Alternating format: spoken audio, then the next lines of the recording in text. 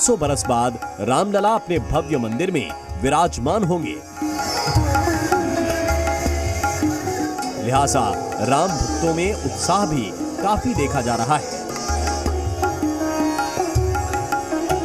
प्राण प्रतिष्ठा समारोह को शानदार बनाने के लिए सभी कोशिशें की जा रही हैं। पूरी अयोध्या को सजाया और संवारा जा रहा है। मंदिर का गर्भगृह तैयार है। जहां रामलला विराजमान होंगे वो सिंहासन भी तैयार है।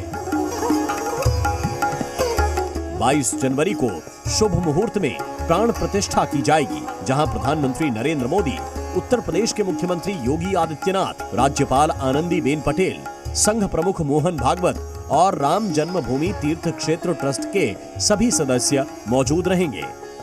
राम मंदिर का जब उद्घाटन होना है 22 जनवरी 2024 को, तो उसके लिए सुरक्षा एक बड़ी चुनौती यहां पर जरूर रहेगी, क्योंकि बहुत ही संवेदनशील इलाकों में से एक अयोध्या माना जाता है और इसीलिए पिछले 3 महीनों से सुरक्षा को लेकर विशेष इंतजाम यहां पर किए जा रहे हैं। हमें जो जानकारी मिली है कि 20 से 23 जनवरी तक अयोध्या पूरी तरह से बहुत ही यहाँ पर उन्हीं लोगों को आने जाने की इजाज़त होगी, खासतौर पर रामपथ पर जिनके पास होगा। और इसके साथ यहाँ पर सुरक्षा के कड़े इंतजाम किए जा रहे हैं। स्थायी समिति लगातार सुरक्षा की समीक्षा कर रही है। बड़े अधिकारी इन इलाकों का दौरा कर रहे हैं और यहाँ पर जगह जगह भारी तादाद में पुलिस फोर्स की तैनाती होगी, क्योंकि ये मौका बेहद खास होगा और इस खास मौके को फुल प्रूफ सुरक्षा देना इस वक्त यहाँ प्रशासन की तैयारियों में से एक दिखाई दे रहा है। अयोध्या में प्राण प्रतिष्ठा के दिन कौन कौन मेहमान होगा, इसका होमवर्क भी पूरा हो चुका है और निमंत्रण के कार्ड भेजे जा चुके हैं। श्री राम जन्मभूमि तीर्थ क्षेत्र ट्रस्ट के मुताबिक 4000 संतों को बुलाया गया है, जिसमें 125 परंपराओं के संत, 13 अखाड़ों के महामंडलेश्वर, 6 दर्शनों के दर्शनाचार्य प्रमुख हैं। कोशिश ये की गई है कि भारत के सभी राज्यों के संत प्राण प्रतिष्ठा के कार्यक्रम में अयोध्या पहुँचे।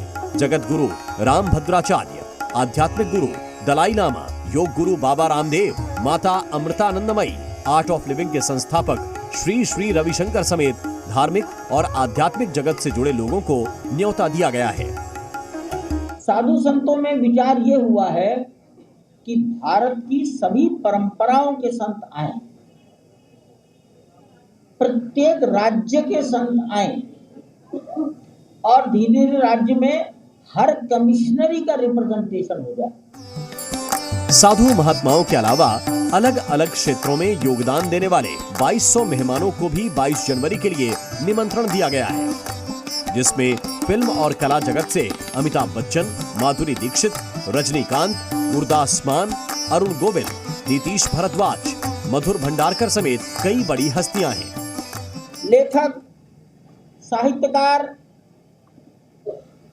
रंगमंच के लोग, फिल्म जगत के लोग, कवि, इनके नाम चुने गए।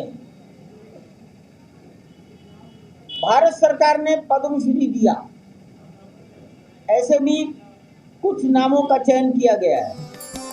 राजनीतिक दलों के कई नेताओं को भी निमंत्रण दिया गया है, जिसमें पूर्व प्रधानमंत्री HD देवेगौड़ा, मनमोहन सिंह भी शामिल हैं। इसके अलावा कांग्रेस अध्यक्ष मल्लिकार्जुन खड़गे, कांग्रेस नेता सोनिया गांधी को भी प्राण प्रतिष्ठा समारोह के लिए बुलाया गया है। इसके अलावा तमाम धार्मिक और सामाजिक संस्थाओं के प्रमुख, मंदिर निर्माण में योगदान देने वाली संस्थाओं के प्रमुख, बड़े बड़े मंदिरों के प्रमुखों को भी न्योता भेजा गया है। अयोध्या में तैयारियां तेज हैं और कोशिश यही की जा रही है कि कार्यक्रम भव्य तरीके से हो।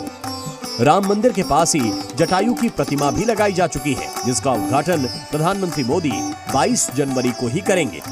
परिसर के अंदर कुबेर टीला पर जटायु की स्थापना हो गई है।